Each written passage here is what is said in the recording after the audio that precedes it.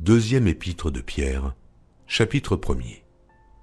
Simon Pierre, serviteur et apôtre de Jésus-Christ, à ceux qui ont reçu en partage une foi du même prix que la nôtre, par la justice de notre Dieu et du Sauveur Jésus-Christ.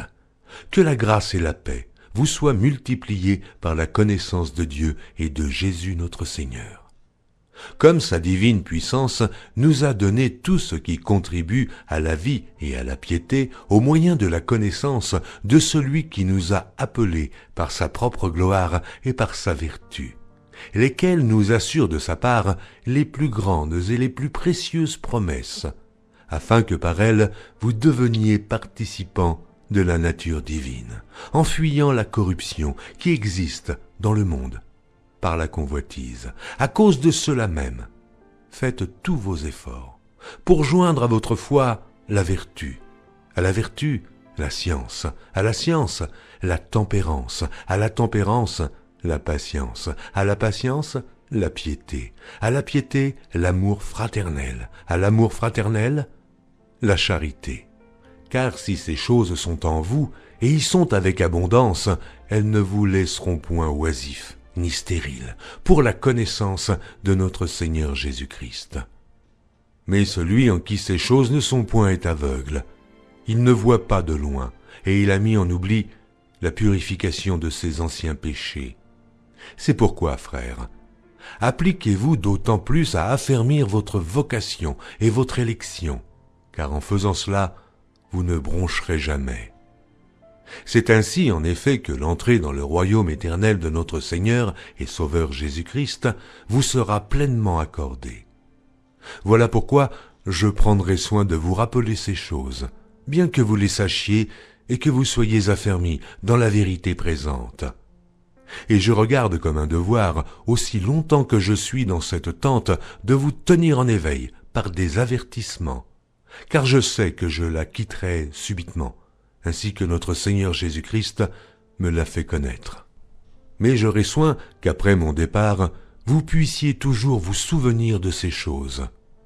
Ce n'est pas en effet en suivant des fables habilement conçues que nous vous avons fait connaître la puissance et l'avènement de notre Seigneur Jésus-Christ, mais c'est comme ayant vu sa majesté de nos propres yeux.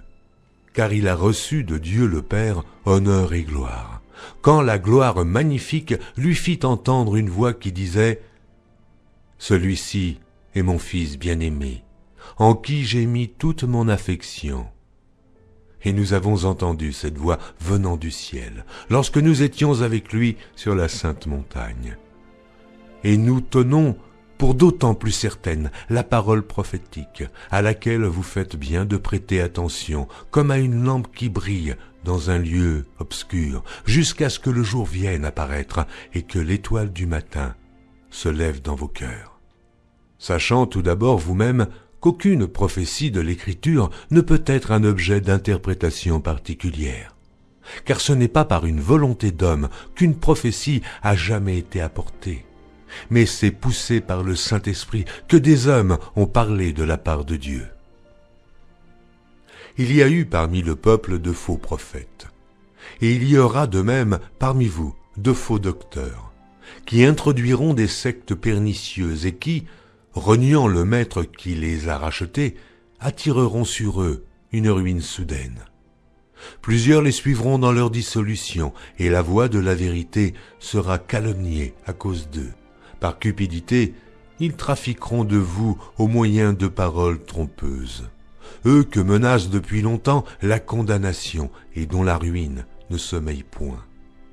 Car si Dieu n'a pas épargné les anges qui ont péché, mais s'il les a précipités dans les abîmes de ténèbres et les réserve pour le jugement, s'il n'a pas épargné l'ancien monde, mais s'il a sauvé Noé, lui, 8e, ce prédicateur de la justice, lorsqu'il fit venir le déluge sur un monde d'impies, s'il a condamné à la destruction et réduit en cendres les villes de Sodome et de Gomorrhe, les donnant comme exemple aux impies à venir, et s'il a délivré le juste Lot, profondément attristé de la conduite de ces hommes, sans frein dans leur dissolution, car ce juste, qui habitait au milieu d'eux, tourmentait journellement son âme juste à cause de ce qu'ils voyaient et entendaient de leurs œuvres criminelles.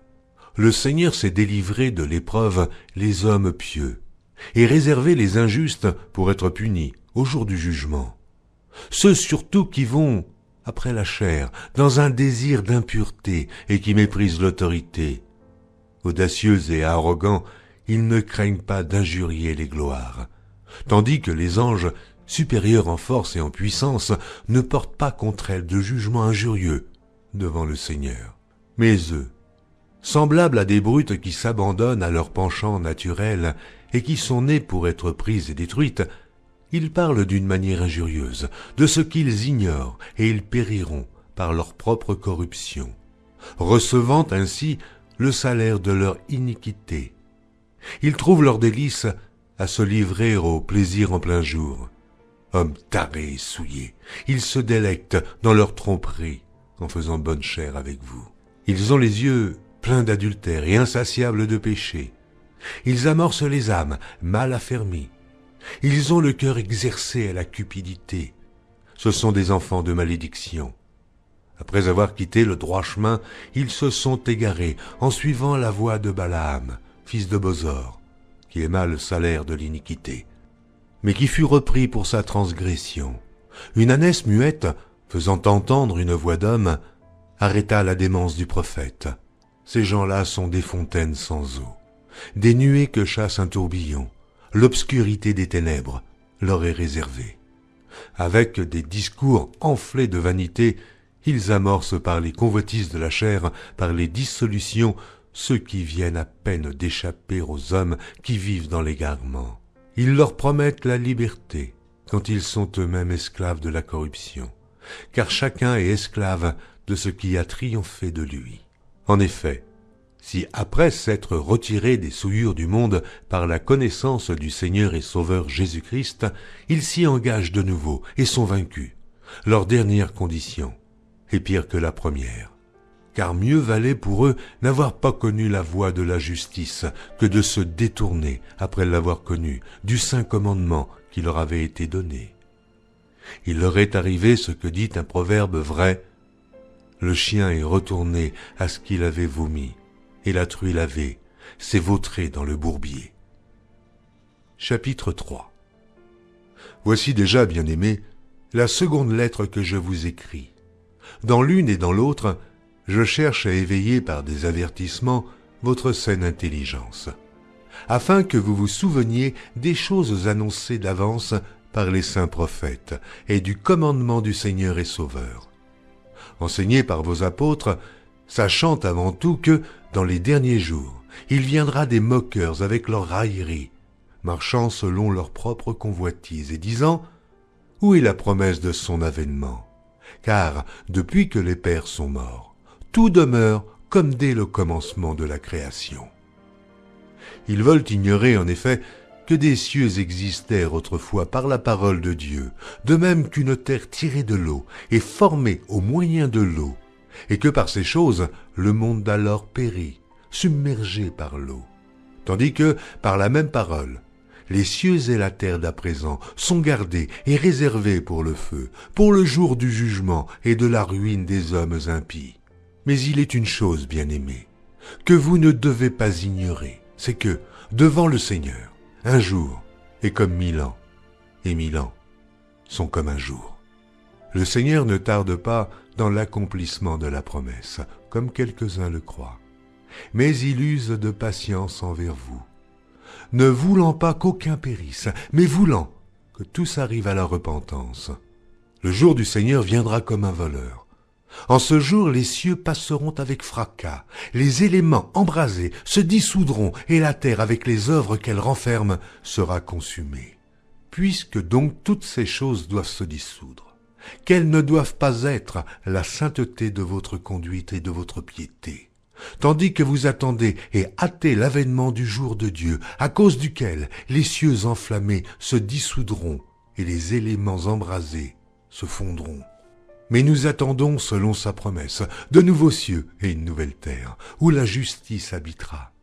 C'est pourquoi, bien-aimés, En attendant ces choses, appliquez-vous à être trouvés par lui sans tache et irrépréhensibles dans la paix. Croyez que la patience de notre Seigneur est votre salut, comme notre bien-aimé frère Paul vous l'a aussi écrit, selon la sagesse qui lui a été donnée. C'est ce qu'il fait dans toutes les lettres, où il parle de ces choses, dans lesquelles il y a des points difficiles à comprendre, dont les personnes ignorantes et mal affermies tordent le sens, comme celui des autres Écritures, pour leur propre ruine. Vous donc, bien-aimés qui êtes avertis, mettez-vous sur vos gardes, de peur qu'entraînés par l'égarement des impies, vous ne veniez à déchoir de votre fermeté. Mais croissez dans la grâce et dans la connaissance de notre Seigneur et Sauveur Jésus-Christ. À lui soit la gloire, maintenant et pour l'éternité. Amen.